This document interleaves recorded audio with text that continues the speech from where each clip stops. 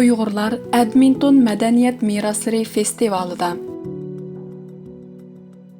Edmonton Madaniyat meroslari festivali Kanadaning eng cho'ng ko'p xil madaniyat meros va an'analarini namoyon qiladigan dag'dug'liq bayrami bo'lib, har yili avgust oylarining tunji haftasida bu festival o'rinlashtirilgandan boshqa 4-avgust kuni Kanadaning madaniyat meroslari bayrami qilib bekitilgan. Bu festivalda har qaysi madaniyat an'analarining sohiblari bo'lgan millatlar o'zlarining xos kiyim-kechak, naqshi musiqa, usul va yemak-ichmak madaniyatini namoyon qiladi va Kanada xalqiga tanishtiradi.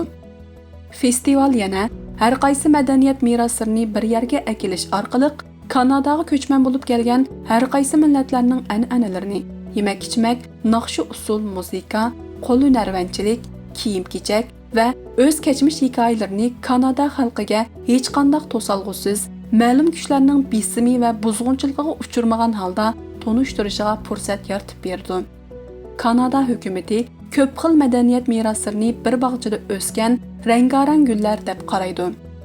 2022-yildan e'tiboran Kanada Edmonton Uyg'ur jamiyatining raisi Mukarram Qurban va qizi Mahliya Chetin Kayalarning izdenishi va tirishchanligi natijasida Xitoy hukumatı tarafidan planliq va maqsadli holda yo'q qilinish tahdidiga uchrayotgan Uyg'ur madaniyat meroslari Edmonton Madaniyat meroslari festivalidan yer oldi.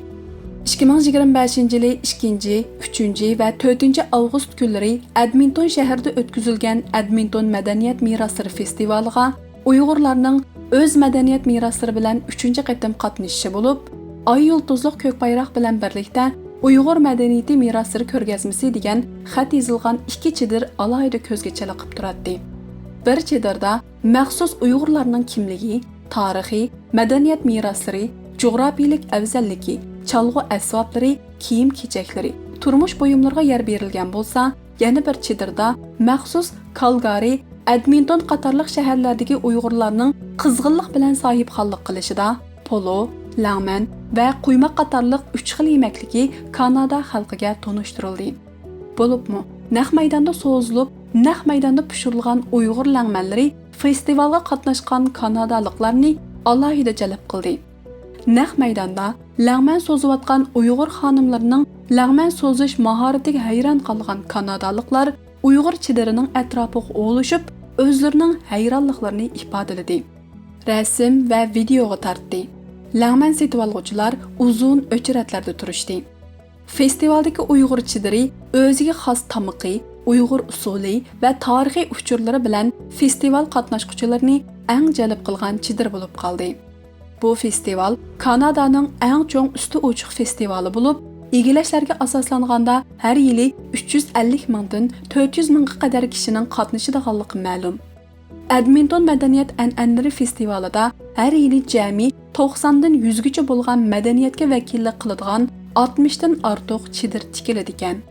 Xitoy hukumatı tarafidan qirg'inchilikqa uchrayotgan Uyg'ur millatiga vakillik qiladigan Uyg'ur madaniyat meroslarining Edmonton Madaniyat meroslari festivalidan yer ilishi Uyg'ur madaniyat an'analarini chet ellarda tanishtirishda, namoyon qilishda va saqlab, rivojlantirishda muhim ahamiyatga ega bo'lib, Xitoy hukumatı tarafidan yo'qotilish tahdidiga uchrayotgan bir qimmatli madaniyat merosining panohlikqa erishganligi bo'lib hisoblanadi.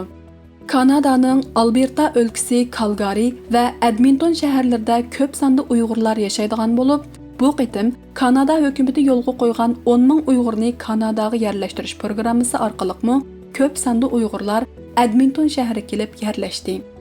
Bu qitimqi Edmonton Madaniyat meroslari festivaliga Calgary shahrida yashaydigan Uyg'ur oilalarimi 300 kilometr masofani besib Edmontonga yetib kelib, o'zlarining ko'z qarchug'ida qimmatli bo'lgan Uyg'ur madaniyat meroslarini Kanada xalqiga yuqori sifat va saviyada namoyon qilish uchun xushallik bilan xizmat qildi. Uyg'urlarning bundaq cho'ng tipdagi madaniyat festivallariga qatnashib, Uyg'ur milliy kimligi va madaniyat meroslarini namoyon qilishi Uyg'urlarni Kanada qatorliq g'arb ellarda tanitishda muhim ahamiyatga ega bo'lib qolmasdan, balki yana Uyg'ur madaniyatini yo'qotish yo'lida ketayotgan Xitoy hukumatiga berilgan unumli bir qaytarma hujum bo'lib hisoblanadi.